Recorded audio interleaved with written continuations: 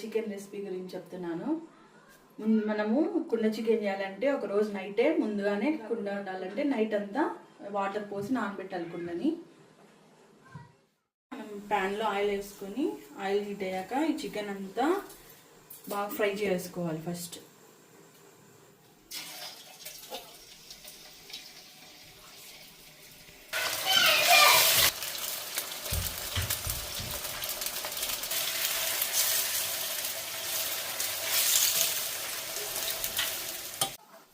ఇట్లా deep fry చేసుకున్న తర్వాత ఇది 90% అంతా కుక్ అయిపోయి ఉంటుంది. ఇప్పుడు దీన్ని పక్కకు తీసుకోవాలి.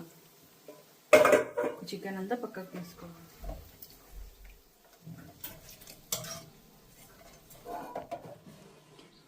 దీనికి మసాలా పౌడర్ కోసము ఎండుమిరపకాయలు, అవి నేను చిన్నవి తీసుకున్నాను. పెద్దవి అయితే ఇంకొన్ని ఇవి ఎక్కువ కారం ఉంటాయి కాబట్టి పెద్దవి తీసుకునే వాళ్ళు పెద్దవి కొంచెం ఎక్కువ తీసుకోండి.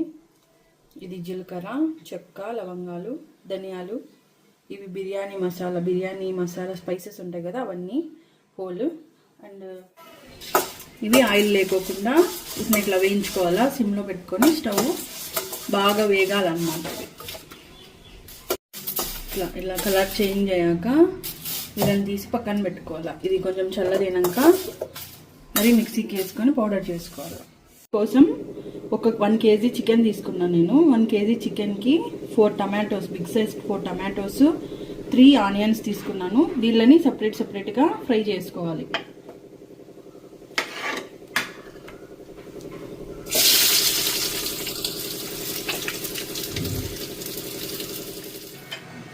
మనం వేయించుకున్నాం కదా ఇది అంతా, ఈ స్పైసెస్ అన్నీ దీంట్లోకి తెల్లవాయలు అండ్ అల్లం వేసి గ్రైండ్ చేసుకోవాలి మిక్సీకి.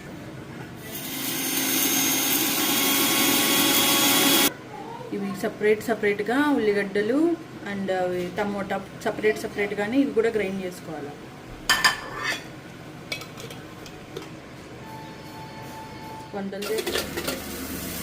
ఆయిల్ హీట్ అయిన తర్వాత మనం గ్రైండ్ చేసుకున్న పేస్ట్ వేసేసుకొని ఆయిల్లోకి బాగా ఇదంతా బాగా ఫ్రై అయ్యేంత వరకు ఆయిల్ పైకి తేలిన తర్వాత మనం గ్రైండ్ చేసుకున్న ఈ మసాలా పౌడర్, ఈ పౌడర్ అంతా వేసుకోవాలి.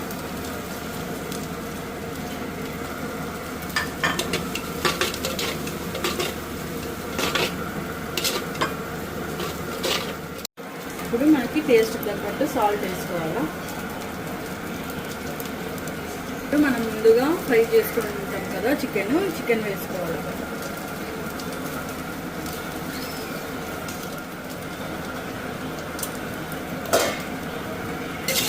చికెన్ వేసుకొని ఇట్లా బాగా కలుపుకోవాలి.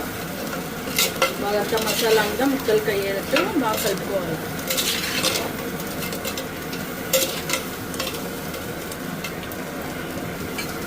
ఇప్పుడు వాటర్ పోసుకొని బాగా కలుపుకొని ఇంకా మూత పెట్టేయాలి. మూత పెట్టి ఒక 10 minutes వదిలేయాలి. దీన్ని మధ్యలో కలుపుతూ ఉండాలి, అంటుకోకుండా కింద కలుపుతూ ఉండాలి. 10 minutes సిమ్లో పెట్టేసి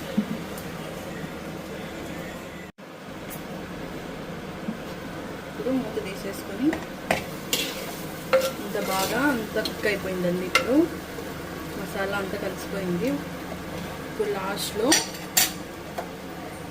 ఇది గరం మసాలా అండ్ చికెన్ మసాలా 2 కలిసి వేసుకోవాలి. వేసుకొని బాగా మసాలాలు వేసిన తర్వాత ఒక 2 minutes అట్లా వదిలేయాలి. దీన్ని ఇంకా స్టవ్ ఆఫ్ చేసుకుంటే మనకి చికెన్ రెడీ అవుతుంది.